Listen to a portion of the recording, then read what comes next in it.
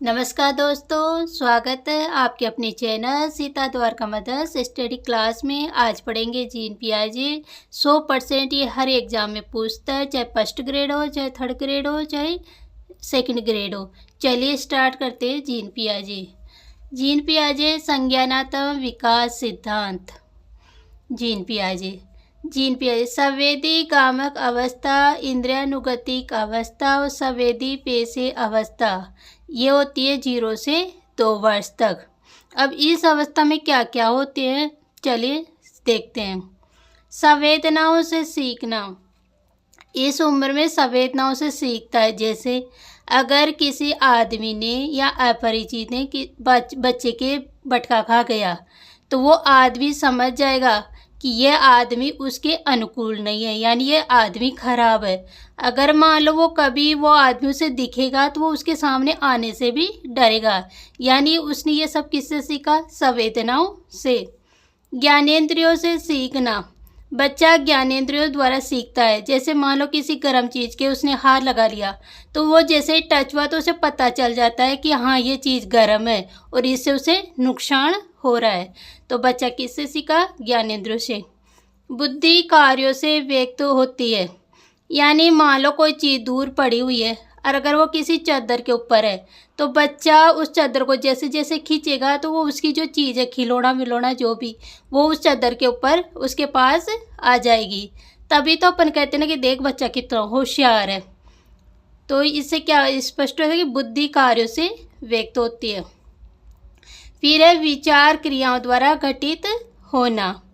संवेदी पेशे कार्य दिखाना, जैसे मान लो किसी बच्चे ने कटोरी, चमचा, गिलास या कुछ भी उसे बजाता है, तो वो उसे उस ध्वनि से वो परिचित हो जाता है, उस आवाज़ से वो परिचित हो जाता है। और मान लो कभी किचन में वो चीज़ गिर गई, तो बच्चा उस आवाज़ को समझ जाएगा कि हाँ ये चीज़ उस चीज़ की ध्वनि है।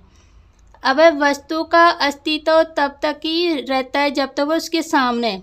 जैसे मान लो कोई चीज़ है और वो उसके सामने, तब तक उसका अस्तित्व रहेगा। और कभी कभी होता है ना, कोई बच्चा ज़्यादा जिद करता है या उसके बिना नहीं रहता है, तो मम्मी कहती ना ऐसे ऐसे छुपा के कहते ना कि चिड़ी ले गई, कौवा ले गया, तो बच्चा ऐसे समझता है हाँ भाई हकीकत में ही ले गया।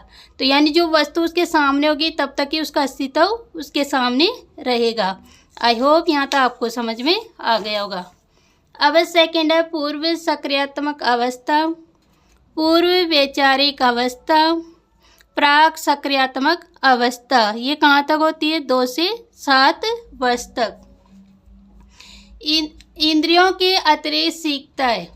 जब बच्चा 0 से 2 वर्ष तक का होता है तब तक तो इंद्रियों से सीखता है, लेकिन इस उम्र में बच्चा स्कूल जाने लग जाता है, दूसरे बच्चों के साथ खेलने लग जाता है, तो वह समाज से, अन्य बच्चों से, स्कूल से, यानी वो जिसके संपर्क में आता है बच्चा उनसे सीखता जाता है। समान वस्तु को समान वर्ग में विभाजित कर देता है।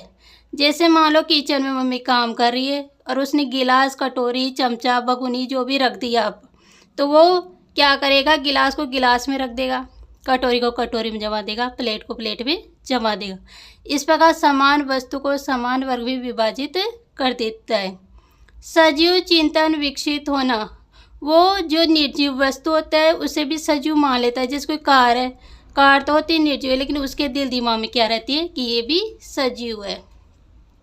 अहम केंद्रवाद हावी होता है। इस उम्र में अहम केंद्रवाद क्या होता है? उसके ऊपर हावी होता है। बालक की भाषा का विकास होता है। बच्चों में जो बोलने की क्षमता होती है वो धीरे धीरे बढ़ती जाती है। वो 2 से 4 शब्द, 4 से 6 शब्द, इस प्रकार उसमें भाषा का विकास होता है।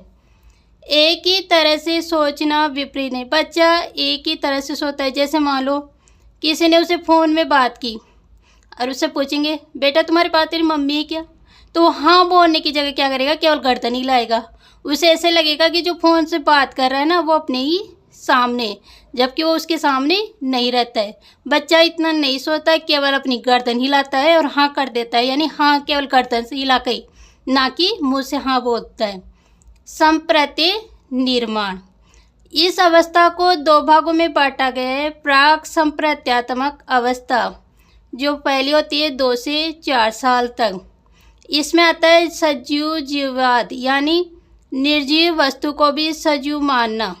जैसे पंखा है, कार है या कुछ भी है, तो उस निर्जीव वस्तु को भी वो क्या मानता है? सजीव। आत्म केंद्रिता होना, जैसे मान लो गुड़िया है, तो क्या बोलता है कि ये गुड़िया तो मेरी तरफ ही देख रही है। या कमरे में कोई तस्वीर लगी हुई है, तो क्या कहते, वो क्या सोचता है कि तस्वीर तो मुझे देख रही है। इस प्रकार से आत्म केंद्रिता होती है। लेकिन बच्चा ज्यों ज्यों दूसरों के संपर्क में आता रहता है, तो ये आत्म केंद्रिता कम हो जाती है। अब अंतर्दृष्टि अवधि जो होती है 4 से 7 वर्ष। इस उम्र में बच्चे को जोड़, बाकी, गुणा, भाग आदि आ जाते हैं। लेकिन वो जोड़, गुणा, भाग आदि का उपयोग भविष्य में किस वजह से होगा, किस तरह होगा, इसका वो अनुमान नहीं लगा सकता। केवल उसे जोड़, बाकी, गुणा, भाग ही आते, ना वो ये अनुमान लगा पाता है कि भविष्य में इसका क्या महत्व है। अब है थर्ड, स्थूल मूर्त सक्रियात्मक अवस्था। ये होती है 7 से 12 वर्ष तक। इसमें बच्चों में मूर्त रूप से चिंतन करने की क्षमता हो जाती है। अमूर्त नहीं होती, केवल प्रत्यक्ष चिंतन की अवस्था होती है। दो वस्तु में वो तुलना करने लग जाता है। दो वस्तु में वो अंतर करने लग जाता है। क्या सही वस्तु है, क्या गलत है, क्या सही बात है, क्या गलत है, इसमें अंतर करने लग जाता है। इस उम्र में बच्चा दिन, तारीख, वर्ष आदि बता सकता है, याद कर सकता है। इस उम्र में बच्चे में 3 संप्रत्य पाए जाते हैं। एक होता है संरक्षण, एक होता है संबंध और एक होता है वर्गीकरण।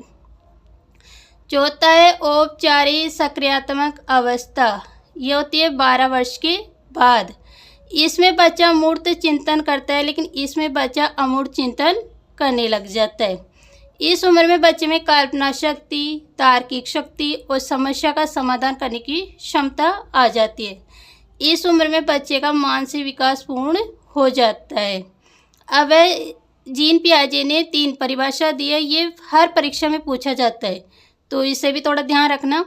स्कीमा क्या होता है? किसी क्रिया के समानांतर की जाने वाली मानसिक क्रिया। अब ये क्रिया सरल भी हो सकती है और कठिन भी हो सकती है। संज्ञान, मन के अंदर जानने की प्रक्रिया। और सक्रिय क्या होती है? डाटा प्रोसेसिंग, निर्देश या नियम। आई होप आपको यहाँ तक समझ में आएगा। प्लीज़ चैनल को लाइक करें, शेयर करें और सब्सक्राइब करें। Thank you.